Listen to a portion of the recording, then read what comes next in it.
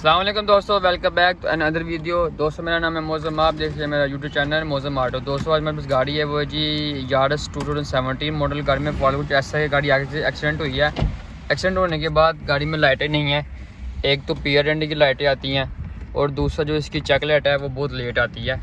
Switch बंद करेंगे, दोबारा स्विच ऑन करते हैं। ये देखें जी 1 2 3 4 या 5 सेकंड के बाद इसमें चॉकलेट आती है। ऐसा नहीं होना चाहिए, स्विच ऑन करने पे उसी टाइम इसकी चॉकलेट आनी चाहिए।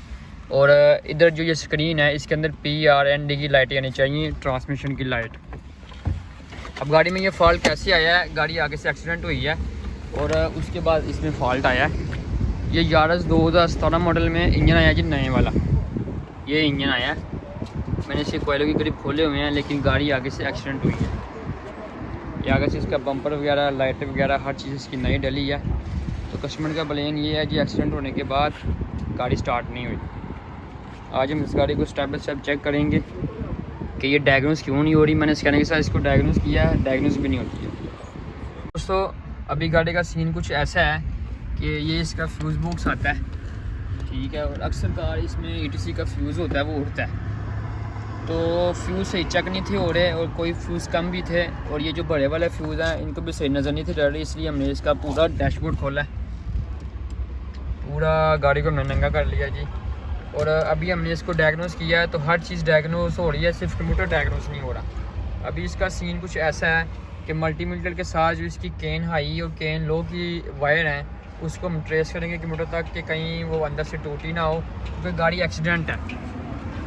कुछ ना कुछ तो इसमें ख़राबी है। अभी हो भी सकता है कि इसका ECU भी ख़राब हो। ECU क्या है, हाँ ECU भी ख़राब हो, और हो भी सकता है कि इसकी जो केन की तारें हैं ये भी शॉर्ट हो।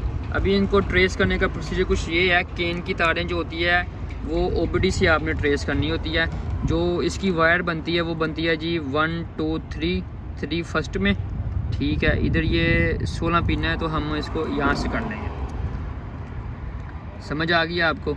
ये हैं इसकी 2 वायर, मैंने इसको पहले ट्रेस किया हुआ है, मुझे खुद भूल गई हैं। ये हैं, एक पिंक है और एक लाइट ब्राउन कलर है। अभी मल्टीमीटर के साथ एक प्रोड हम लगाएंगे यहाँ पे, ठीक है। इसकी इधर से बनती है थर्ड नंबर वाली के ऊपर प्रोड लगा के और वहाँ से हम ट्रेस करेंगे। ट्रेस करो, नीचे वाली में ट्रेस करो, ये लेंगे, ठीक है। बीप की आवाज़ आई है, इसका मतलब ये है कि इसकी केन की एक वायर ठीक है। दूसरी वायर में ट्रेस करो और नीचे वाली जो इसकी लो वाली वायर है उसमें भी ट्रेस करेंगे। ये लें जी, मल्टीमीटर में बीप की आवाज़ आ रही है, इसका मतलब है हमारी ये वायर यहाँ से लेके वहाँ तक कम्युनिकेट हो रही है। अभी इसका हल क्या है, ये शॉर्ट भी होंगी, आपस में शॉर्ट करो, किसी और में बुलाओ, दूसरी वाली वायर में बुलाओ, दूसरी वाली वायर में बुलाओ। नहीं, जो केन की जो पहले बुलाई है ना उसी में बुलाओ, दोबारा दूसरी में बुलाओ।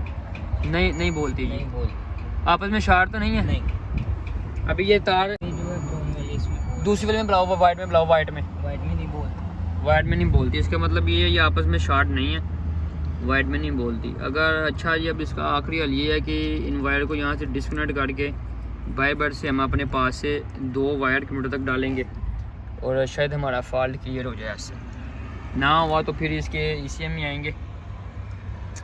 आएंगे, या इसकी बाहर से कोई और चीज़ चेक करेंगे। जी दोस्तों, गाड़ी की हमने फिटिंग शुरू कर दी है। अंदर से हमने अपनी गाड़ी बिल्कुल क्लियर कर ली है।